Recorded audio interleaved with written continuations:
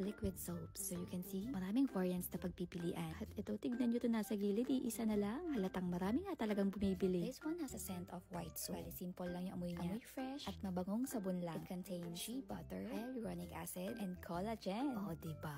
This pink one naman has a scent of airy bouquet. So this one, amoy floral na siya. Same lang din sila. Contains shea butter, hyaluronic acid, and collagen. Kung mapapansin nyo yung mga yun, madalas makikita nyo mga products lalo na sa mga skincare. First, shea butter kasi is a gentle moisturizing ingredient that protects the skin and soothes irritated skin, making it a good choice for dry skin. Hyaluronic acid naman, madalas nyo din nakikita sa mga good skincare products because it's good for hydrating the skin. It helps maintain skin elasticity and can help fight signs of aging. It also has antibacterial properties. Hindi lang yun ang kayang gawin ng hyaluronic acid. Syempre, it can help improve skin texture and make it feel smoother. At syempre, yung isa pa, collagen. It helps the skin firm, plump, hydrated, and soft. Kaya nga naman pag isa sa mga yan nasa product na binibili nyo, I'm sure maganda yan. And what more kung lahat sila nasa isang product gaya nga nito. Wait, nakalimutan ko, meron pa palang gold. This one naman is the Premium Moist Type. Floral scent din ito. And same lang din, may shea butter, hyaluronic acid, collagen, at ang naidagdag lang, meron itong ceramide. So meron siyang shield na magpro-protect sa skin, external and environmental irritants na sumisira sa skin natin. Ceramides also prevent skin dehydration, prevent skin from losing water too quickly. Kaya naman this